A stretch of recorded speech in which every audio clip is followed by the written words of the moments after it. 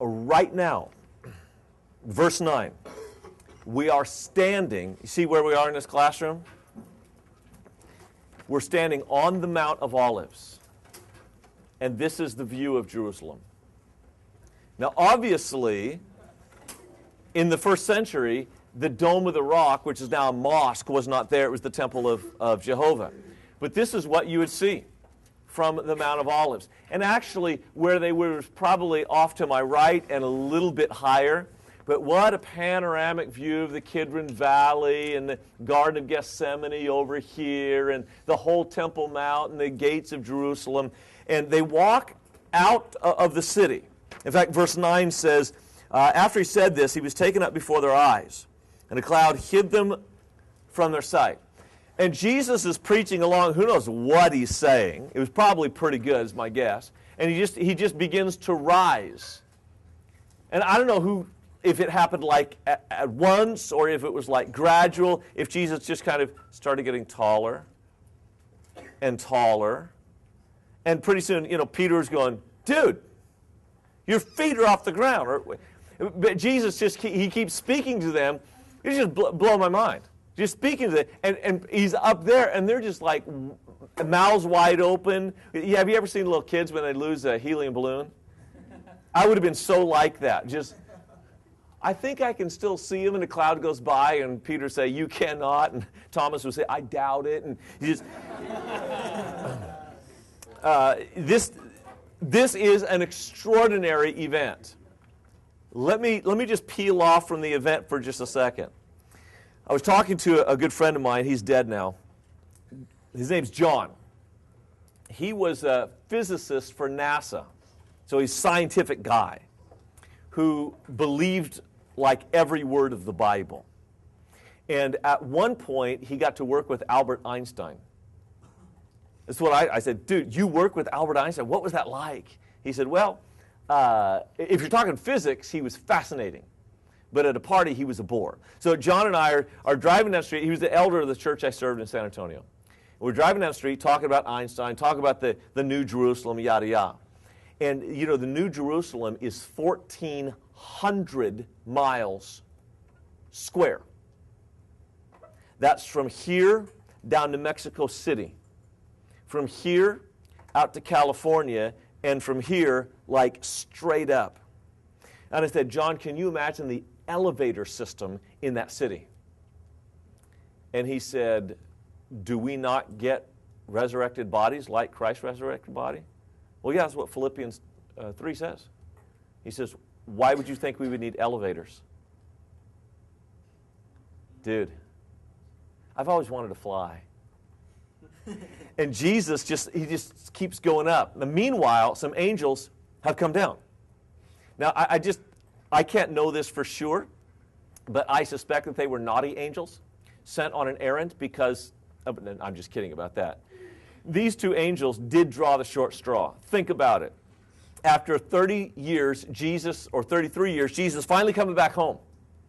And he's coming back to heaven, and the parades are lining up, and the banquet's being prepared, and all the angels are getting psyched. Jesus is coming back, and it had to be a great homecoming reunion. And God says, hey, you two over there, I'm going to need you to run an errand. Like that now? Are you kidding me? Now? I mean, I'm Jesus, and oh, darn it. And then, so they've got to go and meet with these, okay, let's just admit it, they're not the sharpest knives in the drawer. Because they're standing there going, Jesus, what do we do now? He's already told them what to do, by the way. 5 times. They go into all the world, make disciples, and they're going, Jesus. And the angels, now, do you know what angels say almost every time they come to earth? Fear not. Yeah, that's right. Fear not. Because, I don't know why, they're big or gleaming or whatever. And usually, like, angels can come in and just go, fear not. And these guys come, and the disciples are going, they got 2 angels standing right next to them. They're going, look at that. This is cool. And the angels are like, dude, ta-da! And ta-da! And finally the angels have to like interrupt their pity party. In verse 10, they were looking intently up in the sky as they were going. And suddenly 2 men dressed in white, that's your clue that they're angels. It doesn't call them angels. But does it really have to? Do I need to spell this out for you? It's like in a Western, guy comes in a white hat. Who is he? Yeah, he's the good guy. Black hat? Bad guy. A horror movie? Dun dun. Dun dun. Yeah, somebody's going to lose a limb. So this is, you know the literary clues. The literary clue, guy comes in white, it's ta-da, is an angel. He stood beside them, and this particular Greek word, if you even care, it's in a verb tense called the pluperfect. It means present state of having done this action. So every semester, it will happen this semester, I promise you. Some guy will come, probably from Williamson, with like a scar all along his face, like a rash, from wrestling in the carpets on the floor in Williamson. And some other guy in the dorm is just going to thrash and just drag your face all up and down the carpet. Happens every year. And so the guy comes in and we say, have you been wrestling? That's a pluperfect. You are in the present state of having wrestled.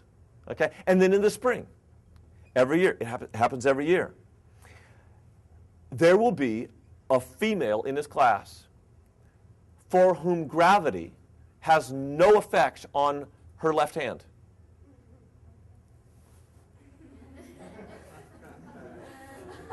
And we will say, did you get engaged? And she'll go, oh, and this is the present state of having gotten engaged. Now, these angels are in the present state of having stood by these guys. And it's like, they're missing the party, and I'm sure a little bit frustrated. Finally, they said, men of Galilee, which tells you something. All of the apostles were from up north. If you look at this map up at the top, this map is actually on its side there. You see the Dead Sea, big blue spot in the middle? Up north is the Sea of Galilee. It's not really a sea, it's a lake, but that's beside the point. That region of Galilee up in the north, all of the apostles, and well, Jesus was too, from that area. This is going to be important in just a minute. They said, why do you stand here looking at the sky? This same Jesus who has been taken from you into heaven will come back in the same way you have seen him go into heaven. In other words, Jesus is coming back, and in the meantime, you've got some serious work to do. And just as Jesus said to Mary Magdalene, don't hold on to me. Go report to the apostles what you've seen. So he's saying, the angels are saying to these disciples, you've got some serious work to do. And so I'm saying to you, you've got some serious work to do.